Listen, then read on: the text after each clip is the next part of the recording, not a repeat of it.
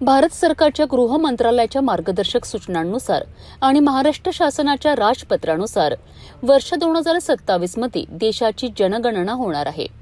ही जनगणना विशेष ठरणार आहे कारण यामध्ये डिजिटल सेन्सस आणि स्वगणना ही सुविधा पहिल्यांदाच लागू केली जात आहे। जनगणना 2 टप्प्यांमध्ये पार पडणार आहे। पहिला टप्पा घर यादी व घरगणना, दुसरा टप्पा लोकसंख्या गणना। अमरावती जिल्हाधिकारी कार्यालयाने नागरिकांना आवाहन केले आहे की 1 मे ते 15 मे या कालावधीत नागरिकांनी स्वतःहून ऑनलाईन स्वगणना पूर्ण करावीत। याकरिता शासनाचे अधिकृत पोर्टल उपलब्ध असून नागरिक आपल्या मोबाईल किंवा संगणकाद्वारे कुटुंबाची माहिती भरू शकतात। स्वगणनेदरम्यान सुमारे 33 प्रश्नांची अचूक उत्तरे देणे आवश्यक आहे आणि ही प्रक्रिया पूर्णपणे सुरक्षित व गोपनीय असल्याचे प्रशासनाने स्पष्ट केले आहे।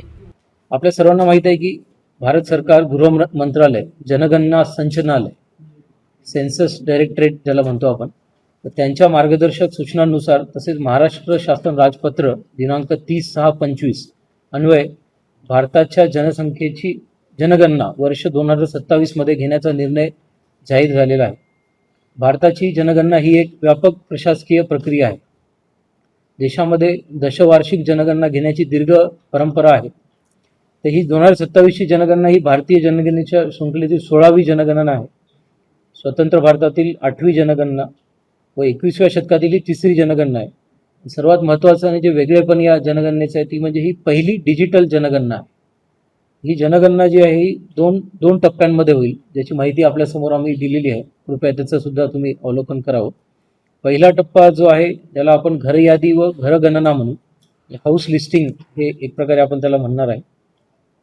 आणि त्याच्यामध्ये दुसरा जो टप्पा आहे तो आहे लोकसंख्येची गणना, जी साधारणतः फेब्रुवारी 2027 पासून चालू होणार आहे। आणि हा जो पहिला टप्पा आहे घर यादीचा, हा साधारणतः तुमचा 1 मे ते 15 मे त्याचा पहिला टप्पा राहील। नंतरचा टप्पा त्याचा 16 मे ते 14 जून राहणार आहे। असा हा घर यादी घरगणना राहणार आहे। आणि जो ॲक्च्युअली जी जनगणना आपली म्हणा किंवा लोकसंख्येची गणना म्हणू आपण, तर ती फेब्रुवारी 2027 पासून चालू करण्याचे नियोजित आहे।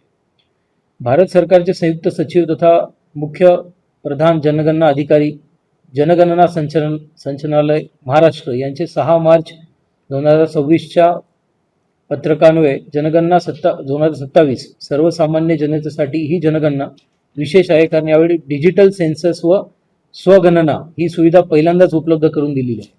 तसं मी आपल्याला सांगितलं की हे पहिला डिजिटल सेन्सस होणार आहे, तसं हे पहिलं असं पण सेन्सस होणार आहे की ज्यामध्ये स्वगणना सेल्फ इन्युमरेशनचं सुद्धा ऑप्शन त्यामध्ये दिलेलं आहे। तर हे याचं वैशिष्ट्य आम्ही आपल्यासमोर इथे ठेवलेलं आहे। मी अमरावती जिल्ह्यातील नागरिकांना आपल्या सर्वांच्या माध्यमातून आवाहन करतो की आपण स्वगणनेची जी सुविधा आहे त्याचा लाभ सर्वप्रथम आपण सर्वांनी घ्यावा। स्वगणना कशी करावी यासाठी एक शासनाचे अधिकृत वेब पोर्टल ज्याचं se.census.gov.in ही उपलब्ध आहे। यामध्ये स्वगणना म्हणजे नेमकं काय याच्याबद्दल मी थोडक्यात आपल्याला माहिती देतो। यामध्ये आपण आपल्या स्वतःच्या मोबाईलवरून किंवा संगणकावरून जनगणनेच्या पोर्टलवर जाऊन आपल्या कुटुंबाची संपूर्ण माहिती भरू शकता।